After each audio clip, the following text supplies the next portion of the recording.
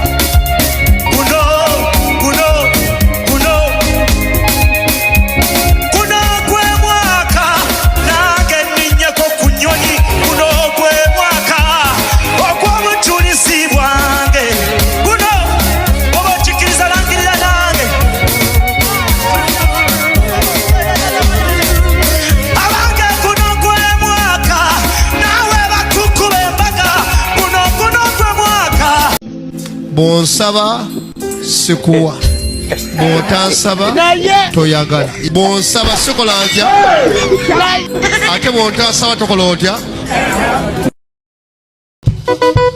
Hallelujah Yesu mulungi Yesu mulungi Yesu mulungi Katonda wange. Hallelujah Yesu mulungi Yesu mulungi Yesu mulungi Katonda wange. Hallelujah lokola wonya lokola wonya lokola wonya Katonda wange. Hallelujah lokola wonya lokola wonya lokola wonya Katonda wange. Hallelujah waffe mulungi waffe mulungi waffe mulungi Katonda wange. Hallelujah waffe mugagga waffe mugagga waffe mugagga Katonda wange. abatudde tukube mu ngalo tukube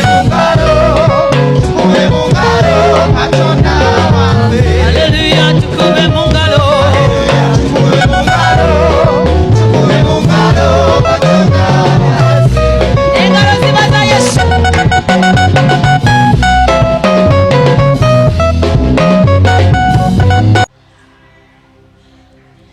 Bwe tubadde tuli mu nnaku zino ez'okusaba n'okusiiba njakutwalayo akaseera nsabire abantu. Twasooka n'olukuŋŋaana lw'abasingo. Oba oli singo yimirira awo oli mu kifo kyo mpulira kulwanyisa ekiwakanya ky'olina okubeera ng'ate olina okkibeera.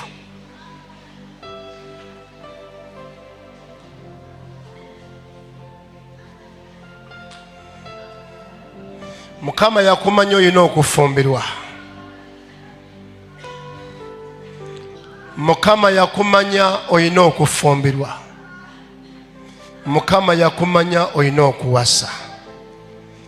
Muwanike emikono gyammwe gye muli. Kino Mukama kye yakiŋŋamba okujja mu batalina bafuuka abalina. Embaga zikoleddwa mu kifo kino. Abazadde ne bazaala kwanjula ne kukolebwa amafuta gaakyo bwe gali. Badde ndi wabweru wali Mukama ŋŋamba lwanyisa eddogo nempula eddoboozi nga liŋŋamba ddayo munda wanise bonna basingo ekikutta obufumbo bwabwe nga ddogo Mukama alisumululewo. Kintu kye mpulira mu mutima gwange lutalo ddala lwa kuwakanya nga bawakanya nti tookibeere. Oli endagaano gye yanywerezaawo.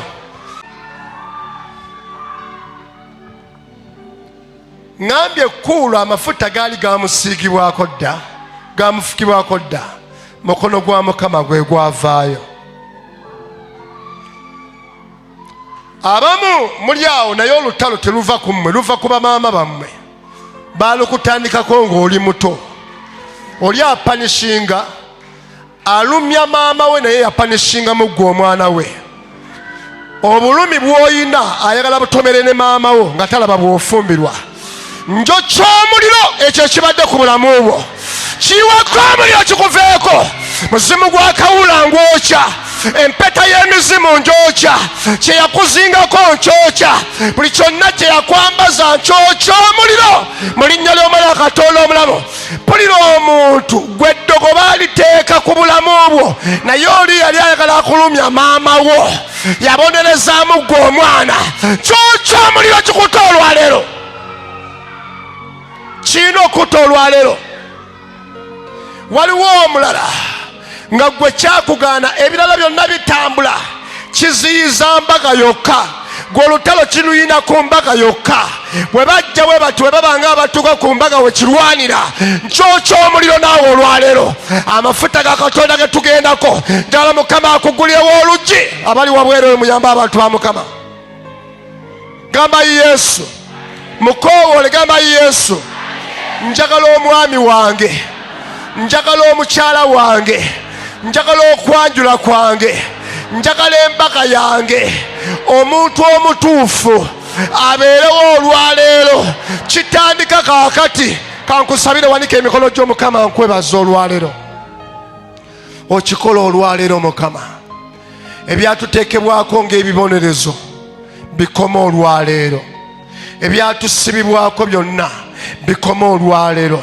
Nsaba omukisa gwa Katonda.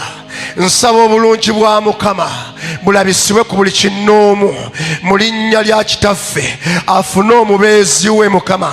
Olina gye wamutegekera bugenda kubeera bujulizi mu mawanga gonna nga butambula nti abantu obasumuludde, obakoleredde okwanjula, obakoledde embaga, obawadde ezzadde mu linnya lya Kitaffe, Omwana n'Omwoyo Omutukuvu. Kubeerako Yesu affe engalo ez'amaanyi.